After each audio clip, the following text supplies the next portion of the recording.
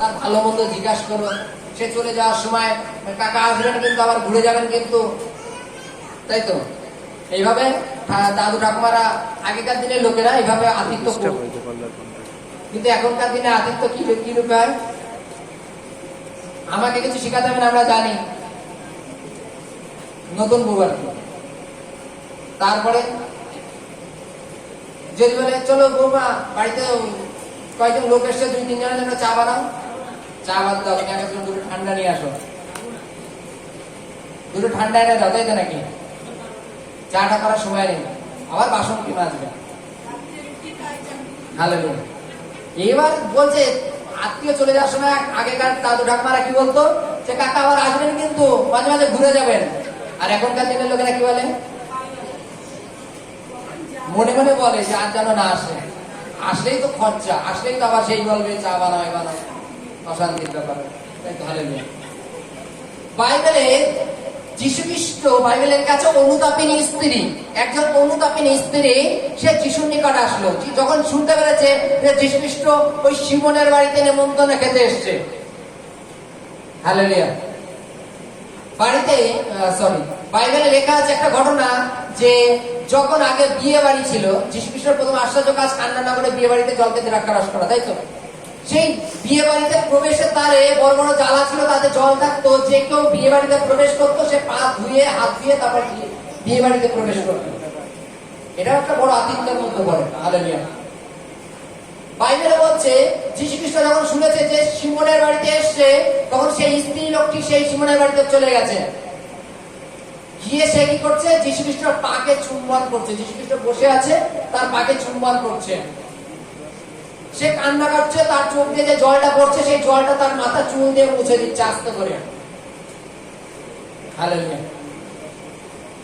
সেখানে তো জানো তো, যেখানে মনে করো কোনো একজন মানে হেভিওয়েট লোক আসে, সেখানে তার সাথেও কিছু দলবল আসে, এবং মানে তার মধ্যে যদি কিছু ছোট জাতের লোক, উদাহরণস্বরূপ মনে করো নিচু জাতের লোক কেউ, বা আমরা যাকে এক কথা যাকে বলি যে এত খুব মানে খারাপ জায়গায় থাকা লোক, তারা যদি এসে তাকে ঘেঁষতে যায়, সাইডের লোকরা কি বলে? তুমি বেরিয়ে যাও, তুমি এখানে যেও না, পরে যাবা, পরে দেখা করবে, এরকম ভাবে বলে, তাই তো? একটা জিনিস দেখো, বাইবেলে এইভাবে কখনো শিক্ষা দেয় না ঈশ্বরের দৃষ্টিতে সকলে সমান। ঈশ্বরের দৃষ্টিতে সকলের সমান। সেই স্ত্রী, ব্যভিচারিণী স্ত্রী কি করছে? তার চোখে জল দিয়ে তার পায়ে ফেলে চুল দিয়ে মুছে দিচ্ছে। ওখানে যারা অধ্যাপক ফরাসি ছিল তারা বলছে এই যীশুখ্রিস্ট যদি অন্তর্যামী হতো তাহলে জানতো যে একে কে স্পর্শ করছে, এ কি ধরনের মহিলা। যীশুখ্রিস্ট শিমনকে ডেকে বলছে, যার বাড়ি নিমন্ত্রণ খেতে গেছে, যীশুখ্রিস্ট তাকে ডেকে বলছে যে শিমন, তুমি বিচার করো তো, কারো যদি 5 টাকা আর কারো যদি 10 টাকা, মনে করো আমি কাউকে 5 টাকা দিয়েছি, কাউকে 10 টাকা দিয়েছি, 5 টাকার 50 টাকা। আমি কি বললাম? যে ঠিক আছে, তোমাদের 1 মাস পরে বললাম তোমাদের কারোর টাকা শোধ করতে হবে না, বলো তো কার বেশি লাভ হলো? বলে যে 50 টাকা নিয়েছিল তার বেশি লাভ হলো, কারণ 50 টাকা 1-2 টাকা না। তো বলছে ঠিক বিচার করেছো তুমি। আজকে তুমি আমাকে নেমন্তন্ন করেছো তোমার বাড়িতে, এবার নেমন্তন্নের আতিথ্য সম্বন্ধে কি তুমি জানো না? আতিথ্য সম্বন্ধে তোমার কিছু অভিজ্ঞতা নেই। যখন আমি তোমার বাড়িতে আসলাম, তুমি আমার পা ধুলে না। হালেলুয়া। তুমি আমার পাকে চুম্বন করো না, তুমি আমার মাথায় তেল পর্যন্ত দাও না। করেছো কিছু? আতিথ্য করেছো? ঘরে আসলাম, এসে তোমার সাথে খেতে দিতে বসলাম, কিন্তু এই স্ত্রীটার আতিথ্যটাকে দেখো। সে আমার পা ধুয়ে দিচ্ছে তার চোখের জলে, পা মুছিয়ে দিচ্ছে তার চুল দিয়ে। হালেলুয়া। আর সে আমাকে আতিথ্য করছে চুম্বন দিয়ে। তাহলে এটা ভেবে দেখো তো, তুমিও পাপ করেছো, ও পাপ করেছে, এবার আমি কার পাপ ক্ষমা করবো বলো? বলে তোমার, শিমনকে বলছে তুমি বলো আমি কার পাপ ক্ষমা করবো? শিমন 5 টাকার 50 টাকাকে বলছিল যে 50 টাকা লাভবান হয়। এখন শিমনের উত্তর কি বেরোচ্ছে? হালেলুয়া। বলছে বলো কার পাপ বেশি ক্ষমা হবে? যে বেশি সেবা করেছে, যে বেশি ভালোবাসা দেখিয়েছে, যে বেশি প্রেম করেছে, তার পাপ ঈশ্বর বেশি ক্ষমা করেন। হালেলুয়া। বেশি ক্ষমা, বেশি যে পাপ করেছে সে পাপের জন্য প্রায়শ্চিত্ত করছে। সে জানে যে ওই বাড়িতে যে নেমন্তন্ন খেতে এসেছে সে সাধারণ ব্যক্তি নয়, তিনি পাপ ক্ষমা করতে পারেন। আর সে যখন চোখের জল তার কাছে গিয়ে বসেছে এবং চোখের জল ফেলে তার পা মুছে দিচ্ছে, সে মনের থেকে জানে যে আমি পাপী, তবুও আমি যে ওনার পাশে বসে আছি, ওনার পা ধুয়ে দিচ্ছি, তবু উনি আমাকে মেনে নিচ্ছেন। আমি পাপ থেকে মুক্তি পেতে চাই, আমি পাপ থেকে উদ্ধার পেতে চাই, আর ইনার একমাত্র ক্ষমতা আছে আমাকে পাপ থেকে মুক্তি করবার জন্য। হালেলুয়া।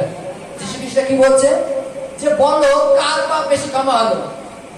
হালেলুয়া। আমরা একটু বাইবেল আবার দেখবো। হালেলুয়া।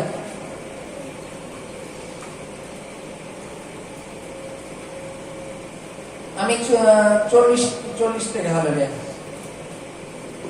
যিশু উত্তর করে তাকে বললেন, শিমন, তোমাকে আমার কিছু বলিবার আছে।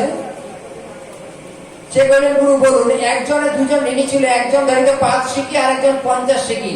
তাতে পরিশোধ করার সম্পত্তি না থাকাতে তিনি উভয়কে ক্ষমা করিলেন। ভালো, তাদের মধ্যে কে তাহাকে অধিক প্রেম করিবে? শিমন উত্তর করিল, যার বোধ হয় শিমন উত্তর করিল, আমার বোধ হয় যার অধিক ঋণ ক্ষমা হইয়াছে সে 50 টাকা। এবার একটু এই পেজে আসে, 47 দেখুন। এই জন্য তোমাকে বলিতেছি, ইহার যে বহু পাপ তাহা ক্ষমা হইয়াছে, কেননা এ অধিক প্রেম করিল। কিন্তু যাকে অল্প ক্ষমা করা যায় সে অল্প প্রেম করে। পরে সেই স্ত্রী লোকটিকে কইলেন, তোমার পাপ সকল ক্ষমা হইয়াছে। তখন যারা তার সঙ্গে ভোজনে বসিয়াছিল তারা মনে মনে বলিল, এ কেমন, এ কে যে পাপ ক্ষমা করে? তিনি সেই স্ত্রী লোককে কইলেন, তোমার বিশ্বাস তোমাকে পরিত্রাণ করিয়াছে, শান্তিতে প্রস্থান করো। হালেলুয়া। সেই স্ত্রী লোকটার বিশ্বাস কি? আমি অন্য কারোর পা ধোয়াচ্ছি না বা মোছাচ্ছি না, আমি সেই ত্রাণকর্তার পা। আমি জানি না এনার ক্ষমতা আছে আমাকে পাপ থেকে মুক্তি করবার জন্য। যীশু খ্রিস্ট তাকে কি বলছে? যীশু খ্রিস্ট তাকে কি বলছেন? হালেলুয়া। তোমাকে পরিত্রাণ করিয়াছেন, তোমার বিশ্বাস তোমাকে পরিত্রাণ করিয়াছে, শান্তিতে প্রস্থান করো। হালেলুয়া। হালেলুয়া। হালেলুয়া।